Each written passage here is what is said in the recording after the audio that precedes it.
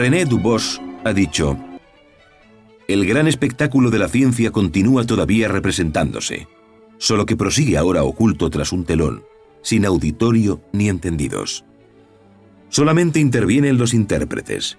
Junto a la entrada del escenario, unos cuantos charlatanes locuaces y malinformados venden al público confusas imitaciones de los grandes ritos. Al mundo se le han prometido milagros a bajo precio, pero ya no participa en los gloriosos misterios. La materia compleja de nuestros cuerpos en el amanecer de la vida se encontraba latente en los gérmenes elementales atómicos, pero se desarrolló muy lentamente con el devenir de los incontables siglos. Es ostensible y manifiesto que en los variados procesos de transformación gradual de la materia orgánica intervienen siempre 4 tipos básicos de moléculas. Proteínas. Se cuentan entre las materias estructurales más importantes de todos los organismos.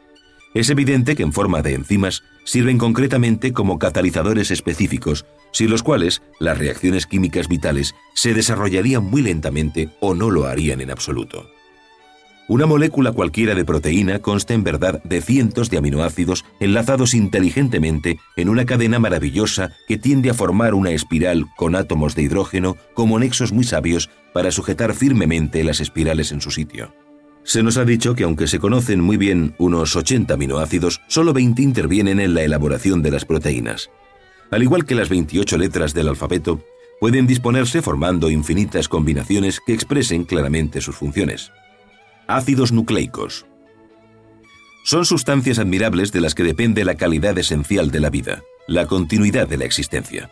La forma conocida por ADN, ácido desoxirribonucleico, permanece en el núcleo de la célula como almacén o depósito de directrices para el funcionamiento correcto de la misma. Es incuestionable que su famoso pariente ARN, ácido ribonucleico, es el transmisor de las directrices que provienen del ADN, para cuyas porciones de la célula elabora proteínas. Los aminoácidos se enlazan o concatenan muy sabiamente durante el proceso para satisfacer a la norma del ADN. Las moléculas de ADN son espirales dobles ordenadas magistralmente de un modo muy parecido a una escalera de caracol de gran longitud.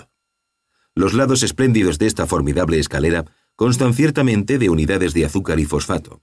Los tramos o peldaños son purinas y pirimidinas apareadas. En el ADN hay solo 4 purinas y pirimidinas, adenina, citosina, guanina y timina, que en forma, por cierto, muy sutil, se encargan de transmitir los mensajes, igual a como lo hacen los puntos y rayas del alfabeto Morse.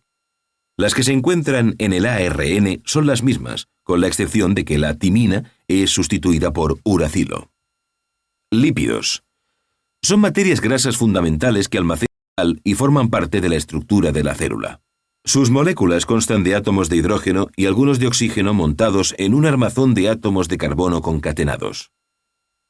Polisacáridos. Cadenas de moléculas de azúcar que acumulan energía y que en forma de celulosa componen las valiosas paredes celulares. Se nos ha dicho que una molécula de celulosa consta de unas 2000 unidades de glucosa.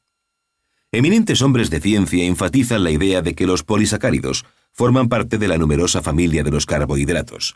Es indubitable que los 4 elementos primarios de estas vitales sustancias, hidrógeno, carbono, nitrógeno y oxígeno, son precisamente los principios químicos más activos del universo. Es digno de mención el hecho, por cierto muy interesante, de que solo las proteínas y los ácidos nucleicos contienen hidrógeno. Es notorio que en muchas proteínas se encuentra azufre, siendo el fósforo un componente indispensable de los ácidos nucleicos. Allá por el año 1930 se descubrió que las atmósferas de los planetas Júpiter y Saturno eran muy ricas en metano y amoníaco, y posteriormente se pudo verificar que el metano abundaba mucho en Urano y Neptuno. Estas investigaciones contribuyeron a reforzar la idea de que la atmósfera primeva del planeta Tierra perteneció a la variedad metanoamoníaco. Urey supuso equivocadamente, por cierto, que tanto la luz ultravioleta como las descargas eléctricas pudieron haber liberado moléculas en tal atmósfera, permitiéndoles reagruparse para formar compuestos orgánicos más complejos. Se busca la clave de la síntesis de los compuestos orgánicos. Se investiga. Miller supone que en una atmósfera arcaica dominada por el hidrógeno está el origen de la vida. De acuerdo, es incuestionable que el hidrógeno en sí mismo es la primera emanación de la materia primordial universal, Mula Prakriti. Pero si queremos conocer el origen de la vida, debemos ir a lo profundo. La palabra materia es muy discutible, pues encierra variados conceptos, El diccionario la explica como asunto, ocasión, tema, causa, motivo, substancia, naturaleza, etcétera, etcétera, etcétera. La materia es pues algo muy intelectivo, abstracto, vago, indefinido. Contiene virtualmente toda una procesión de ideas. El término procesión etimológicamente significa teoría, pero usado en estilo docto o tratando de la antigua Grecia, quiere decir teoría de las Panateneas. La materia en sí misma como substancia per se rebasa, traspone, pasa el estrecho marco de la geometría tridimensional de Euclides. Los infinitos procesos de la materia son multidimensionales y esto es obvio. Miradas las cosas desde este ángulo, es ostensible que la Tierra con todos sus variados fenómenos existió antes en la cuarta dimensión. Continuando con el sistema inductivo, podemos y hasta debemos enfatizar la idea de una existencia aún más antigua de nuestro mundo en eso que se llama quinta dimensión. El Jivamukta, el adepto o Mahatma auténtico, con el ojo abierto de Dhamma, va aún mucho más lejos y descubre rastros de nuestro mundo en las dimensiones sexta y séptima. Este ojo abierto es la vista puramente espiritual del adepto. Empero es urgente explicar que no es la clarividencia, sino más bien la facultad de intuición espiritual por cuyo medio se puede obtener el conocimiento directo y cierto.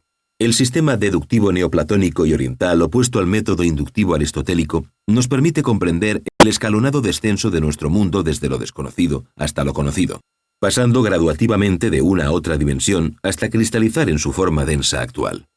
Es obvio que todos los gérmenes vitales durante el descenso planetario se desarrollan construyendo moléculas. Es incuestionable, efectivo y real que células, órganos y organismos se desarrollan con átomos y moléculas. Dentro de cualquier germen viviente opera la energía cósmica de tres modos: centrífugo, centrípeto y neutro. Si la primera de estas tres fuerzas resulta extravertida y básica para la acción, es patente que la segunda se introvierte atrayendo átomos y organizando moléculas, mientras la tercera sirve de punto de apoyo. El planeta Tierra, en gradual descenso, penetró al fin en la región tridimensional trayendo un formidable cargamento de gérmenes y organismos. Resulta evidente para cualquier Mahatma que el tesoro más valioso que trajo este gran barco llamado Tierra fue la primera raza humana que vivió en el casquete polar del norte. Es incuestionable que entonces los actuales polos norte y sur estaban en la zona ecuatorial.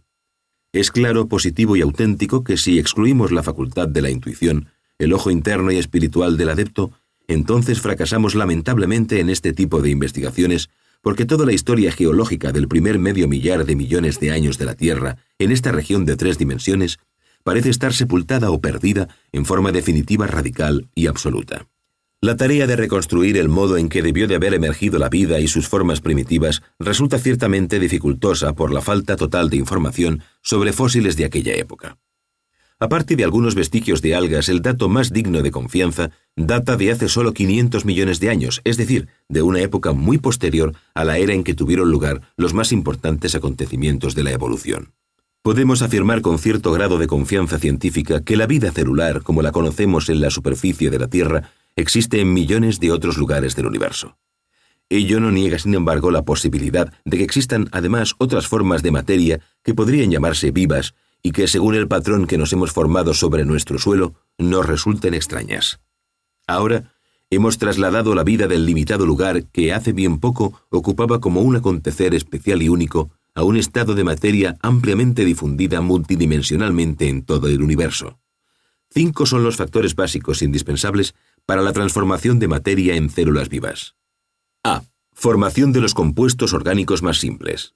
B. Transformación de estos en compuestos orgánicos más complejos. C. Origen de los productos químicos claves de la vida, tales como proteínas y ácidos nucleicos. D. Origen de estructuras y metabolismos, química energética. E. Evolución del metabolismo. Aplíquese esta fórmula de 5 puntos a los organismos en proceso de cristalización y queda resuelto el problema del origen de la vida. Aclaro, estoy utilizando el término cristalización en forma conveniente, para indicar, señalar la llegada, la entrada de cualquier organismo en la región tridimensional. Es obvio que los organismos en vías de cristalización fueron sometidos a incesantes evoluciones pretéritas en las dimensiones superiores de la naturaleza. Sería un despropósito o un absurdo buscar el origen de la vida exclusivamente en la región tridimensional.